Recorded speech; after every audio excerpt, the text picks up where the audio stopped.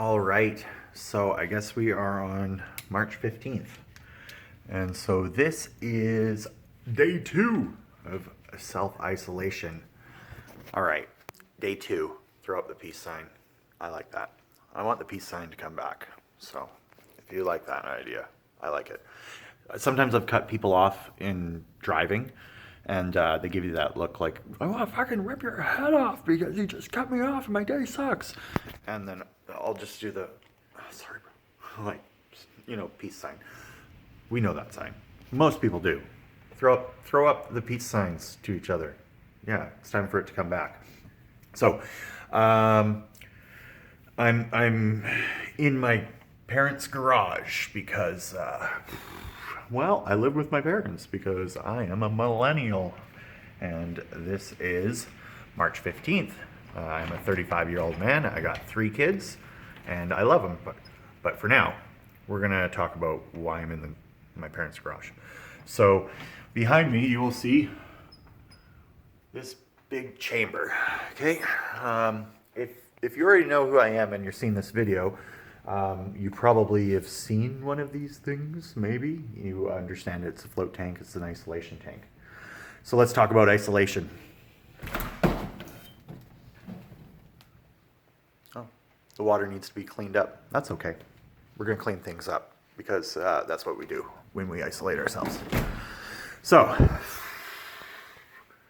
that's just going to take a minute. I'm not worried about that. Hey,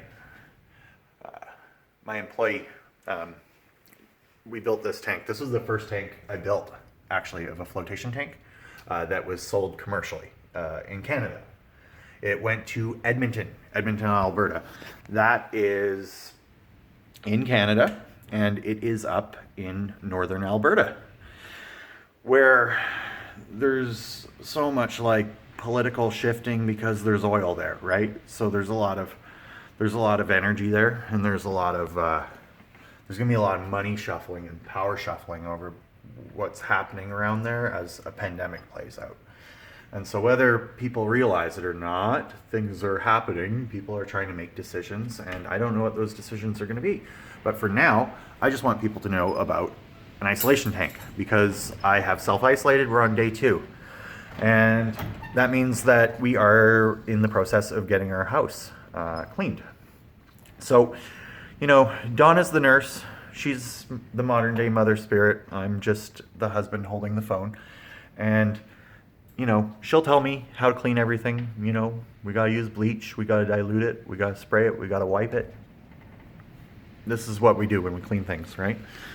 Water's different. That's okay. I'm not going to get into with pandemics and what's going on because I don't have enough information 6 months to a year forward from now to fully comprehend what's going on with water. What I do know, though, with absolute certainty, is that the people in the industry that are going to be running these things, when shit gets really real in the world, they're going to be the ones taking care of it the most, and they're going to revere it the way that you would expect your local. I don't want to put any type of I want to be very careful with my words because it's a sacred ground, and they would protect it as if they were taking you in like family. So if you have a float tank or float center and you already have a tribe, know that they're going to do their absolutely best with all the information that they have today to make sure that this thing is impeccable, so that when you go in, you get to have the flotation experience. So it's an industry that faced an epidemic. So an epidemic was AIDS, right? AIDS happened. I wasn't alive for it. I watched a movie with Tom Hanks, and he survived for a while. I can't remember. He had AIDS. It was a while ago. I can't remember. I don't remember the movie. Philadelphia? So what we learned, though, is that this happened before I lived through it. And what I learned, though, was that the flotation tank industry basically died with that epidemic because we didn't understand AIDS. People were too scared of AIDS, so they became scared of water. So they became scared of entering the flotation tank, which we now know, you know what? you're not really transmitting AIDS in a float tank. We're past that. We know way more about that than now in this short period of time, 20 years. But what we know right now is that we're being called to protect the float industry the best we can. So what I'm going to do is I'm going to do what a float host does, and I'm going to get my tank ready to float. But I just wanted to finish by kind of wrapping up what's been going on for the day, because there's a lot of global events, and I can't keep track of every single hospital and every single community that is learning everything in real time. It's too much to process for any one human being. It's too many decisions. But I can tell you that my wife got into doing this Ewan method a while ago, and it's a program where she would learn the mastery of physical psychology. And it sounds really complicated, but it's super easy. Really, it has to do with some basics. You're gonna just ground your feet, feel the earth. It's best if you can do it outside, because it's just good to dig your toes into the dirt. And it's gonna be nice because the dirt's gonna start getting a little bit cleaner because we've stopped transport for everything, and we're gonna see how that turns out. But connect to that earth, right? Feel it. You know, she'll talk about getting strong and tall in your midline. What she's really referring to is really just the spinal cord, right? Like, get into your best posture. Get into the posture that your body is supposed to be in with your feet planted on the ground. So it's not that hard, right?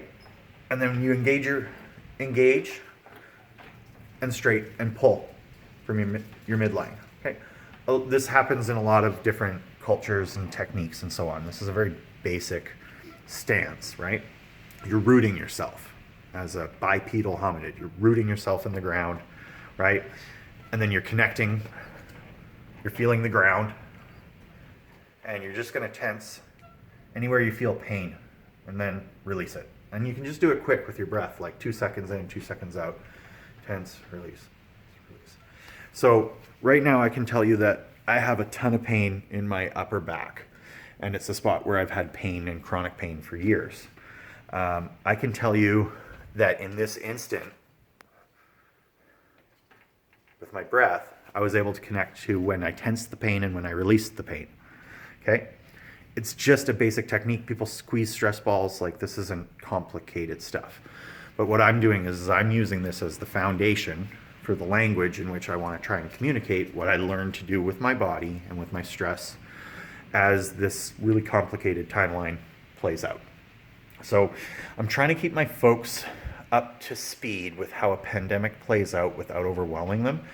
And I feel like I've done a terrible job and scared them, right? Like, but you know, what will happen is hopefully in like 3 or 4 days from now, somebody sees this video and then they're like, oh shit, it's a pandemic. Let's speed up. Like, let's stop figuring out who's going to prioritize the research. Like, get the healthcare the support they need, right? Like, you know, my hope is that I'm able to just deliver a message from neutrality and science and just love that, like, when something like a global event happens, if anybody in your tribe, on your community, in your room, is doing something that is going to hurt the tribe, you got to be willing to just stand your ground and be neutral, right? Like, you know, the guy was tweaking out yesterday in the Canadian Tire parking lot. Like, I just needed to be neutral to make him submit, and that just meant I hold my ground. I'm gonna get it this time. The true north, strong and free. Fuck yeah. I'm sharing that one with you, America. I hope we can take that one. The true north, strong and free. Fuck yeah. So my wife's been doing a ton of talking with healthcare workers all over Canada and the United States, some abroad. She's getting the stories kind of flooding in real time about how each community is dealing with triage. And we're learning things only as fast as the data is coming in, because this is a pandemic. This is new. What we know, though, is that we got to wash our hands. Back to basics, right? We got to follow kindergarten rules everywhere, right? And if somebody can't follow a kindergarten rule, like washing their hands, get them out of the decision-making room. They're hurting the healthcare system. They're going to kill nurses. I just don't want somebody to hesitate on a decision when a nurse knows what to do or a doctor knows what to do. Give them the resources. Let them do their jobs.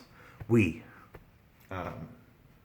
float industry, the people who can kind of see that we're living a historic time, I encourage you to start learning about flotation tanks. So whether you just see this video today or it's a year from now, get into it. It's kind of cool. So you'll learn about John C. Lilly. You're going to learn a lot about the history of what was needed in the science to create what I call a neutral environment.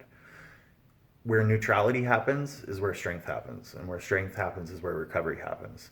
And it can happen in isolation. So wear your masks, wash your hands, don't be scared of isolation. I'm going to help you through this. Peace.